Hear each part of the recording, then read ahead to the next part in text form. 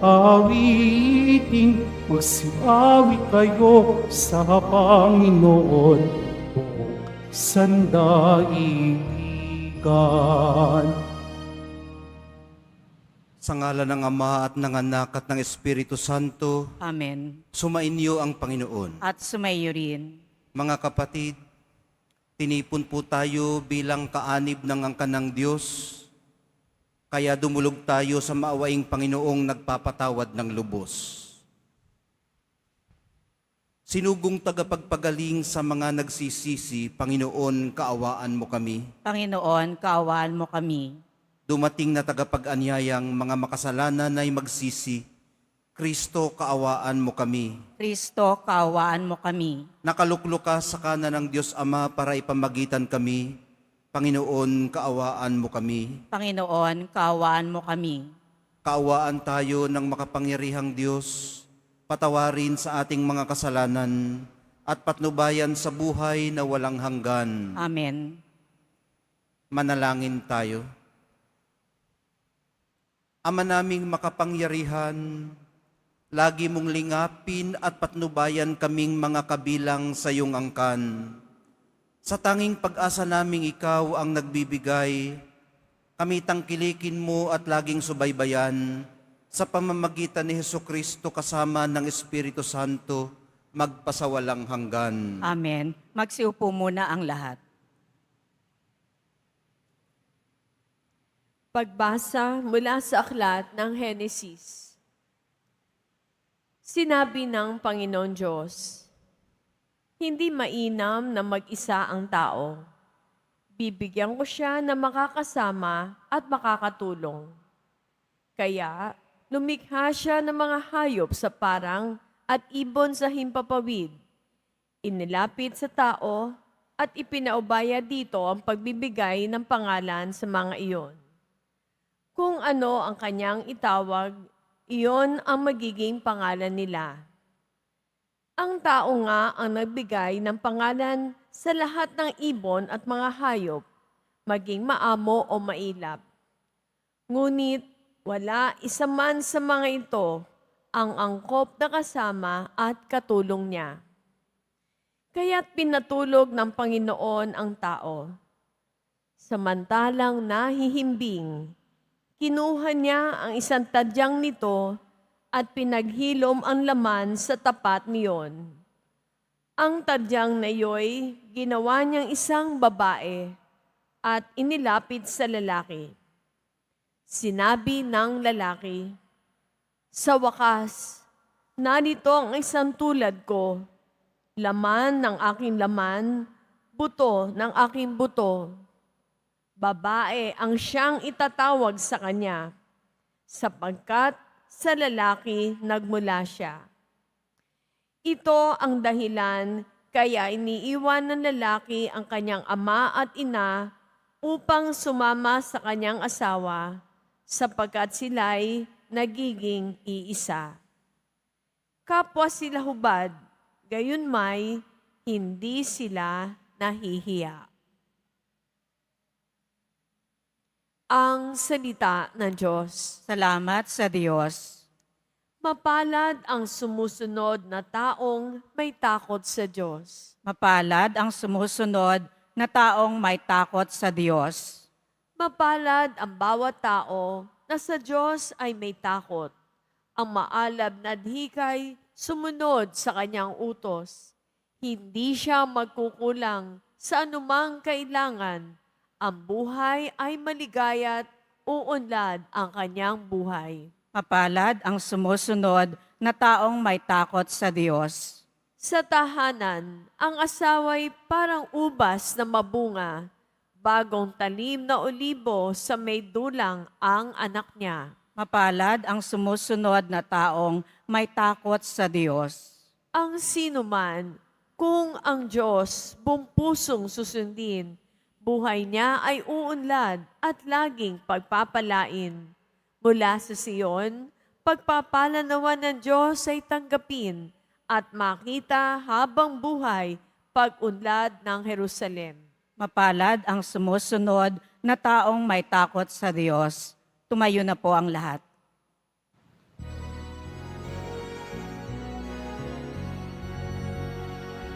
Hallelujah, Hallelujah, Hallelujah, Hallelujah. Sa kababaan ng loob, dinggin ng salita ng Diyos upang kayo ay matubos. Hallelujah, Hallelujah, Hallelujah, Hallelujah.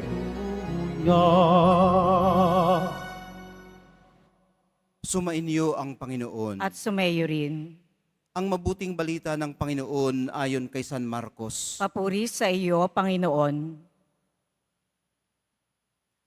Nung panahong yun, nagtungo si Jesus sa lupain ng Tiro at tumuloy sa isang bahay doon. Ayaw sana niyang malaman ni numan na naroon siya. Subalit hindi gayon ang nangyari. Ang pagdating niya ay nabalitaan ng isang inang may maliit na anak na babaeng inaalihan ng masamang espiritu. Pumunta siya agad kay Jesus at nagpatira pa sa kaniyang harapan. Ang babaeng ito'y hentil, tubo sa Syrophonica. Ipinamanhik niya kay Jesus na palayasin ang demonyo na nasa kanyang anak. Ngunit sinabi ni Jesus, kailangang busugin muna ang mga anak. Hindi dapat kunin ang pagkain ng mga anak upang ihagi sa mga tuta. Tunay nga po, Panginoon, tugon ng babae. Ngunit ang mga tutamang nasa ilalim ng hapag ay naninimot ng mga mumong nalalaglag ng mga anak. Kaya't sinabi sa kanya ni Jesus, dahil sa sinabi mo, maaari ka nang umuwi. Iniwan na ng demonyo ang iyong anak. Umuwi ang babae at narat na niya sa higaan ng bata. Iniwan na nga ng demonyo. Ang mabuting balita ng ating kaligtasan. Pinupuri ka namin, Panginoong Heso Kristo. Magsiupo muna ang lahat. 13 na po ng Pebrero ngayon, Miyerkules, sa 5 linggo sa karaniwang panahon. Tala po sa pagkalikha sa tao at sa naaangkop niyang kasama ang napakinggan natin sa unang pagbasa mula sa Genesis chapter 2. Hindi daw po kasi mainam na mag-isa lamang ang tao. Pero hindi rin naman mainam kung mga hayop lamang ang kanyang kasama. Ang mainam ay kung tao rin ang magiging kasama ng tao. Lalaki at babae. Ang pag-iisa po nila ay nagbubunga. Sa Ebanghelyo, tinawid ng isang ina ang lahat ng balakid para sa kapakanan ng bunga ng pag-iisa nilang mag-asawa, isang anak na babae. Mga hulugan man ito ng paninimot ng mga mumo na nalalaglag sa ilalim ng hapag na nakalaan lamang sana sa mga nakadulog dito. Mabuti na lamang at hindi lang sila, yung mga nakadulog sa hapag, ang nakikita ng Nazareno, kundi pati na rin ang mga nakikiamot lamang ng grasyang na-e-enjoy ng mga pinagpala. Umuuwi po sa temang inclusivity ang mensahe ng Nazareno sa araw na ito, sa gabing ito, na ang pag-asa at pananalig ay nararanasan din maging ng mga labas sa ating inaasahan. Maaari ngang may napanghahawakan sila na higit pa sa mga napanghahawakan ng mga sinasabi natin kaninang mga pinagpala. Isang babaeng taga Sirofenica, hentil. Katulad din natin, hindi naman tayo Hudyo. Lahat ng mga hindi Hudyo ay tinatawag nila noong hentil. Pero ang natatangi po sa kanya, dito sa babaeng ito, na lumapit kay Jesus para sa kagalingan ng kanyang anak, ay ang kahandaan po niyang tanggapin at isakripisyo anumang nakagisna ng pagtuturing sa kanya at sa mga gaya niyang mga hentil. Ang katulad po nito mga kapatid ay yung pag nagtanong halimbawa sa mga hindi kabilang sa exclusive ninyong grupo. Halimbawa, kabilang ka sa isang club o GC. GC, ano? Meron kayong GC. Kunyari, ano ba ang mga halimbawa ng mga GC? Mga lectors GC. Ayun. Sila lang yan. O kaya, Quiapo Church, lectors GC. Exclusive lang yan sa mga nagbabasa dito. Sina Jing, sina Nay Josie. Yan sila. Hindi pwedeng isalid dyan yung mga lector sa ibang parokya. Kasi yun ang kanilang exclusive group. Ngayon mga kapatid, pag sinabi mo na yung iba, o halimbawa tinanong mo sila, bakit ka sumasali dito? Are you one of us? Oh. Are you one of the others? Well, baka sagot sa'yo, I don't consider myself as others. O, I don't consider myself as one of the others. Pero kung yun ang tingin mo sa akin, edi sige, so be it. Others na kung others, hentil na kung hentil. Yun po ang isinuko nitong babaeng ito. Para sa kanya, it doesn't matter.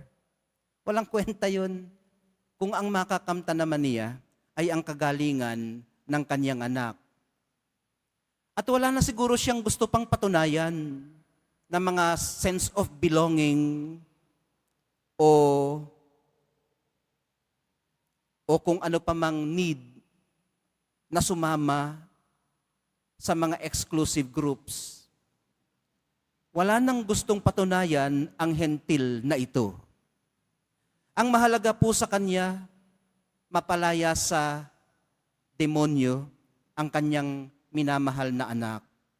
Maliit pa siya eh.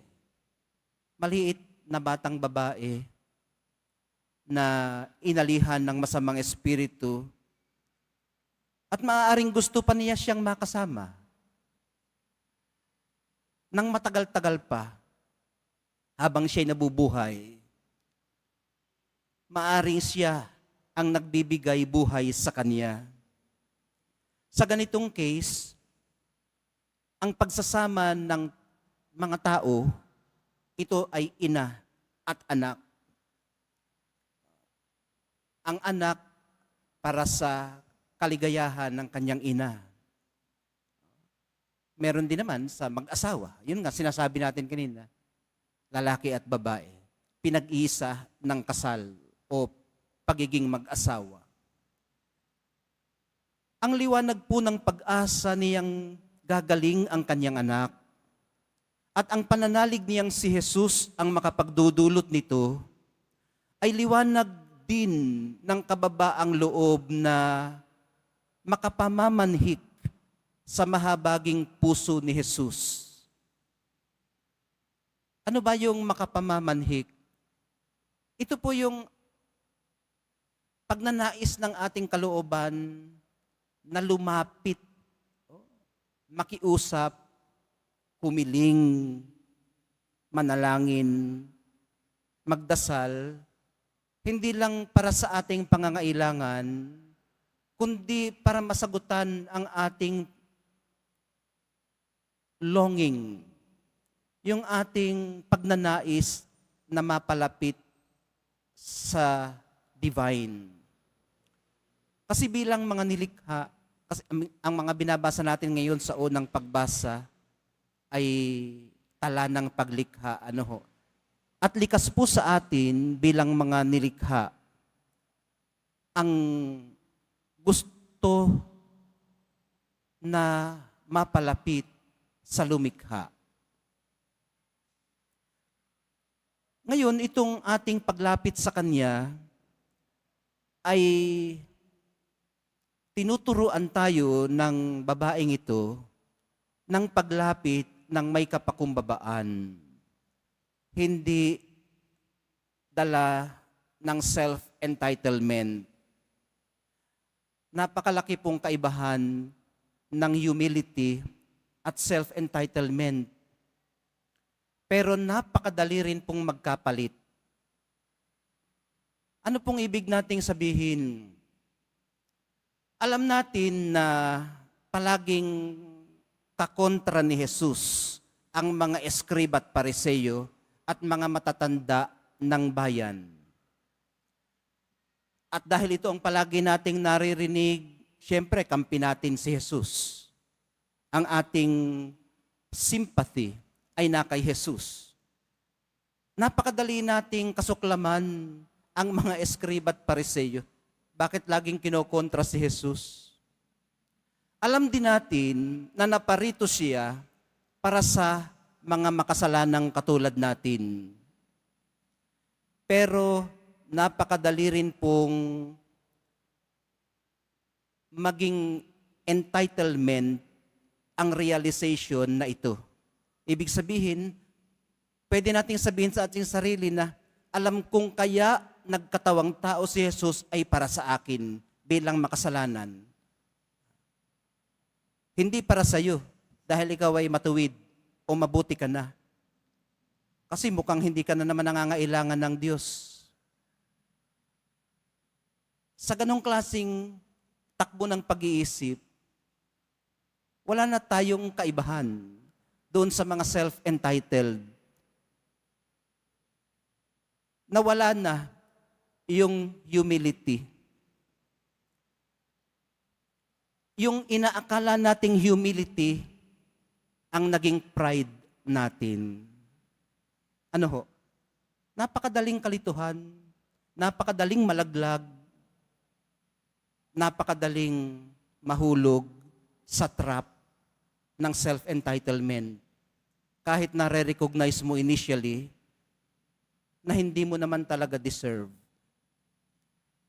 Mga kapatid, sa pagdulog po natin maya-maya sa banal na Eucharistia, tanggapin nawa natin ang biyaya ng kalayaan sa mga ganitong frame of mind na katulad ng self-entitlement, kalayaan sa mga umaalipin sa atin, maging ito man ay mga personified forces, katulad ng demonyo. Kalayaan sa sarili nating mga pinagkulungan sa ating sarili.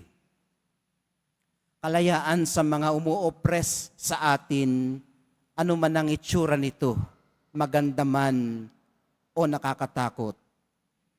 May paglaban dinawa natin ang mga nagbibigay halaga sa ating buhay, katulad ng ina na ito na taga Syrophonica.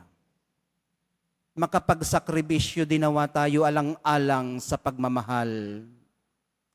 At maitaguyod kung ano ang tunay na mahalaga, tama at nararapat. Himukinawa tayo ng Espiritong Banal na dumalo sa mga pangangailangan ng ating kapwa, katulad ng ginawa ni Jesus. May plano na sana siyang iba, baka gusto niyang magpahipahinga doon sa Tiro. Pero nabalitaan ng mga tao roon na naroon siya, lumapit sa kanya, naabala siya, dumalo muna siya doon sa kaabalahan na iyon at ibinigay ang kanyang sarili para sa pangangailangan ng kanyang kapwa. Matutunan nawa natin ito sa Kanya. Ang pagdalo sa pangangailangan ng ating kapwa kahit tayo man ay nangangailangan din. Lalo na yung kapwa natin na naninimot na lamang ng mumu sa ilalim ng hapag. Panumbalikin nawa sa atin ang lakas at sigla upang lalo pa tayong makapaglingkod at makapagbigay buhay. Katulad naman noong anak na babaeng maliit na pinalaya ni Jesus mula sa pagkaalipin ng masamang espiritu. Ang espiritong banal nawa ang siyang manahan sa ating puso't kalooban. Mahal na poong Jesus Nazareno, palayain niyo po kami. Tumayo na po ang lahat.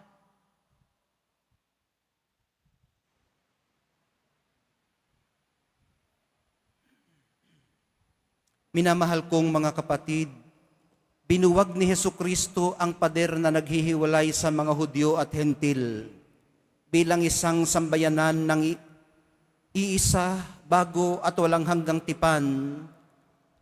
Manalangin tayo sa Amang nagbubuklod sa atin. At sa bawat dalangin ng atin pong tugon, Diyos ng lahat ng bansa, pakinggan mo kami. Diyos ng lahat ng bansa, pakinggan mo kami. Ang simbahan sa buong daigdig, naway maging daluyan ng awa, kapayapaan at pag-ibig ng Diyos. Manalangin tayo. Diyos ng lahat ng bansa, pakinggan mo kami.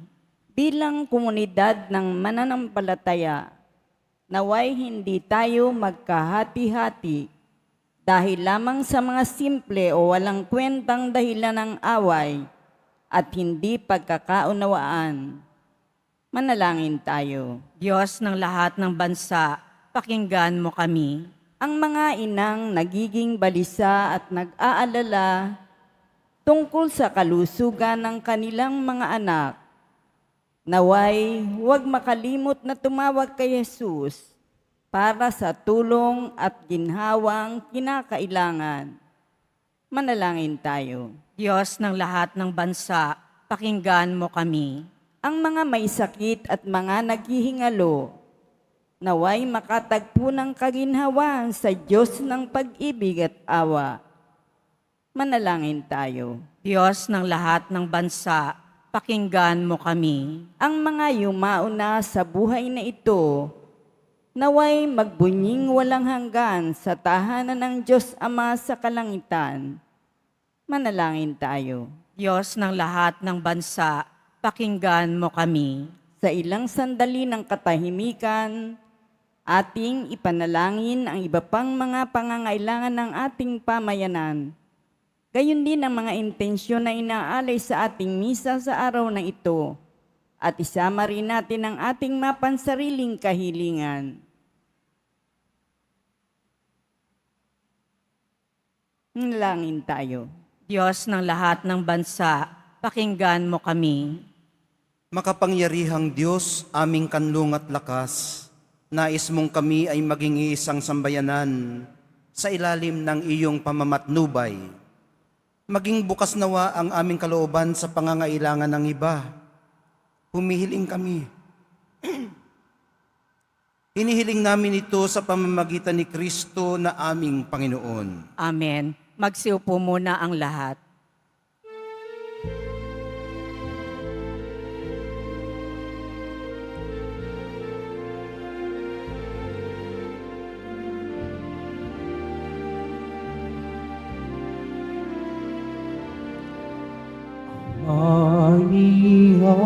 Maihandog so Panginoon ay tinapay at alak mula sa aming kamay sa iyong kabutihan. Aming inaalay ang tinapay at alak sa isag ng aming buhay. Ang tinapay na ito nagmula sa lupa, bunga ng paggawa. Gawin mo upang maging pagkain, nagdudulot ng buhay.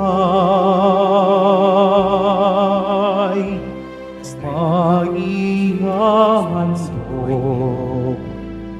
sa Panginoon, ay tinapay at alak mula sa aming kamay. Sa iyong kabutihan aming iaalay, ang tinapay at alak sa gisag ng aming buhay. Tumayo na po ang lahat. Halina't manalangin mga kapatid upang itong ating paghahaay kalugdan ng Diyos Amang makapangyarihan. Tanggapin nawa ng Panginoon itong paghahain sa iyong mga kamay, sa kapurihan niya at karangalan, sa ating kapakinabangan at sa buong sambayanan niyang banal. Ama naming lumikha, ang pagkait inuming narito ay iyong ginawa upang mapalakas kaming mga mahihina. Ipagkaloob mong ito ay aming mapagsaluhan bilang pakinabang sa buhay mong pangmagpakailanman sa pamamagitan ni Hesukristo, kasama ng Espiritu Santo, magpasawalang hanggan. Amen. Sumainyo ang Panginoon. At sumaiyo rin. Itaas sa Diyos ang inyong puso at diwa. Tinaas na namin sa Panginoon. Pasalamatan natin ang Panginoong ating Diyos. Marapat na siya ay pasalamatan. Ama naming makapangyarihan, tunay ngang marapat na ikaw ay aming pasalamatan sa iyong paglingap at kagandahang loob. Ang tao'y nilikha mo't pinapangasiwa sa sansinukob. Sa hangad mong siya'y iwastong lubos, siya'y pinagdusa mo sa kanyang pagtalikod. Sa iyong paggiliw iyong ipinahintulot na makabalik siya sa pamamagitan ni Kristo Jesus. Kaya kaisa ng mga anghel na nagsisiawit ng papuri sa iyo, nang walang humpay sa kalangitan, kami nagbubunyi sa iyong kadakilaan. Santo, Santo, Santo, Panginoong Diyos ng mga hukbo, napupuno ang langit at lupa ng kadakilaan mo, Hosana sa kaitaasan, pinagpala ang naparirito sa ngalan ng Panginoon, Hosana sa kaitaasan. Lumuhod po ang lahat. Ama naming banal, ikaw ang bukal ng lahat ng kabanalan, kaya't sa pamamagitan ng iyong Espiritu, gawin mong banal ang mga kaloob na ito, upang para sa aming maging katawan at dugo ng aming Panginoong Hesukristo. Bago niya pinagtiis ang kusang loob na maging handog, hinawakan niya ang tinapay, pinasalamatan kanya, pinaghati-hati niya iyon, iniabot sa kanyang mga alagad at sinabi, "Tanggapin ninyong lahat ito at kanin, ito ang aking katawan na ihahandog para sa inyo."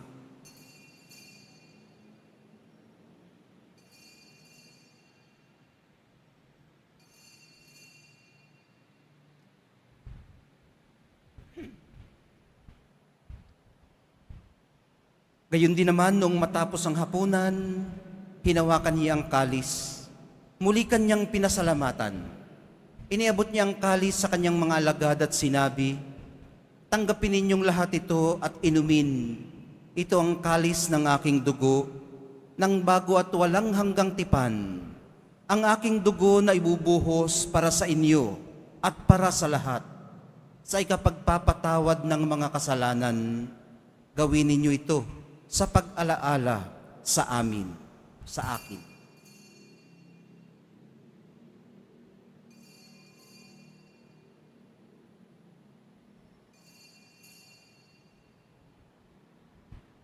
Tumayo na po ang lahat. Ipagbunyi natin ang misteryo ng pananampalataya. Si Kristo'y namatay, si Kristo'y nabuhay, si Kristo'y babalik sa wakas ng panahon. Ama, ginagawa namin ngayon ang pag-alala sa pagkamatay at muling pagkabuhay ng iyong anak. Kaya tiniaalay namin sa iyong tinapay na nagbibigay buhay at ang kalis na nagkakaloob ng kaligtasan. Kami nagpapasalamat dahil kami yung minarapat na tumayo sa harap mo para maglingkod sa iyo.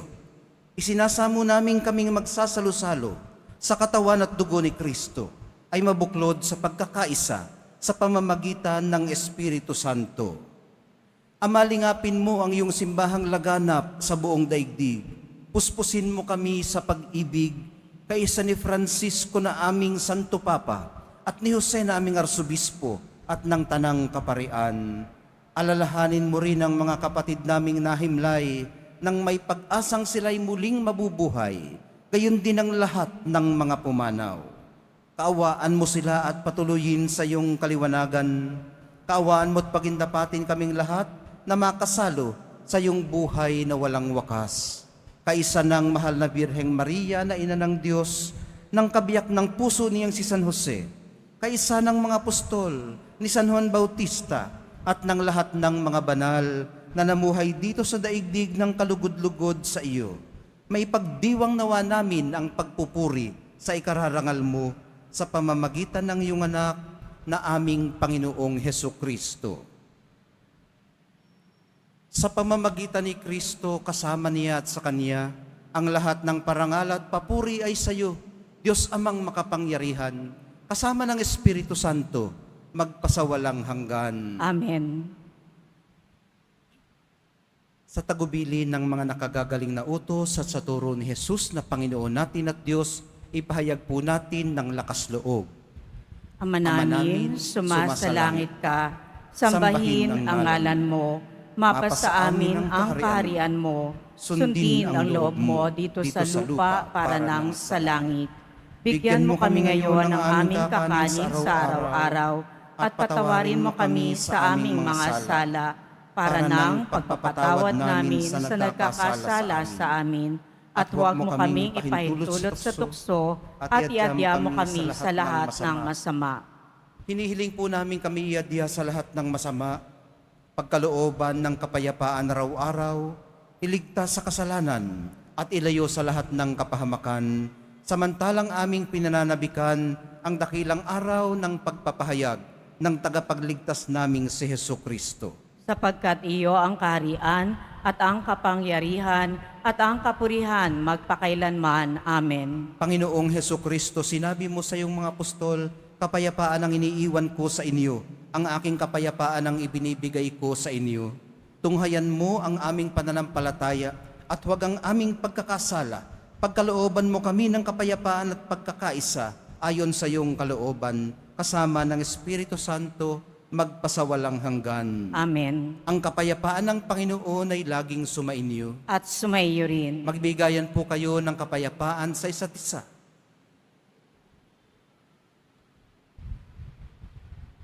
Kordero ng Diyos na nag-aalis ng mga kasalanan ng sanlibutan, maawa ka sa amin.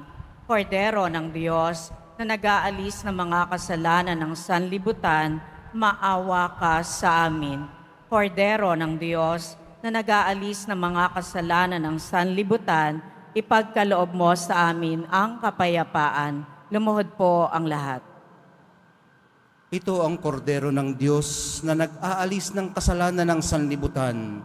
Mapapalad ang mga inaanyayahan sa kanyang piging. Panginoon, hindi ako karapat-dapat na magpatuloy sa iyo, ngunit sa isang salita mo lamang ay gagaling na ako.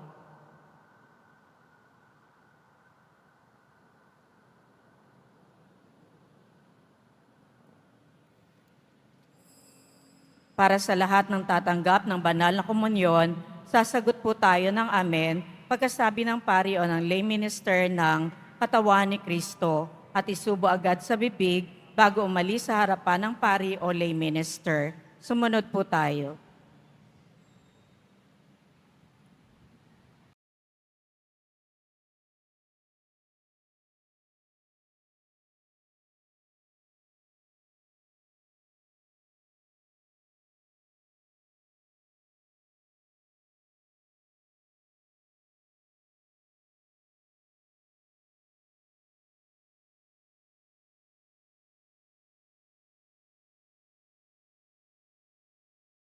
Tayo na po ang lahat.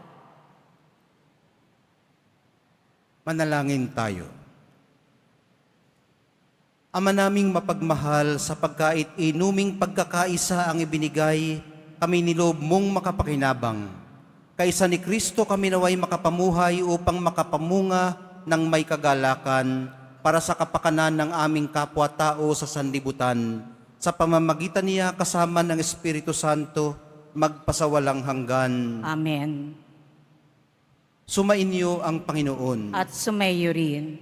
Mahal na pong Jesus Nazareno, inihayag mo sa pamamagitan ng krus ang walang maliw na pag-ibig ng Diyos sa sangkatauhan. Pakinggan mo ang kahilingan lalo na para sa mga nangangailangan ng iyong tulong at awa. Makamtanawa namin ang iyong kasagutan na may utang na loob na tinatanaw. Basabasan din po ninyo itong mga imahen at dasalan upang lalo kaming manalangin at magtiwala. Sa pamamagitan ng bendisyon na ito, naway lalo kaming maging mapaglingkod, masunurin at tapat sa iyo na aming maluwalhating Panginoon, magpasawalang hanggan. Amen. At pagpalain kayong lahat at ang inyong buong pamilya at mga komunidad ng makapangyarihang Diyos, Ama, Anak, at Espiritu Santo. Amen. Humayo kayong taglay ang kapayapaan ng Poong Jesus Nazareno. Salamat sa Diyos.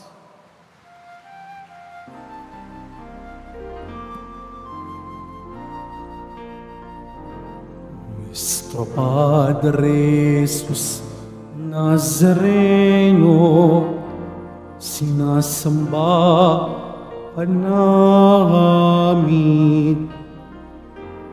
pinipintuho ka namin, aral mo ang aming buhay at kaligtasan. Nuestro Padre Jesus Nazareno, iligtas mo kami sa kasalanan. Ang krus mong pinamatayan ay sagisag ng aming kaligtasan. Nuestro Padre Jesus Nazareno, dinarangal ka namin. Nuestro Padre Jesus Nazareno, inulwalhati ka namin. Nuestro Padre Jesus Nazareno, dinarangal ka namin. Nuestro Padre Jesus Nazareno, inulwalhati ka namin.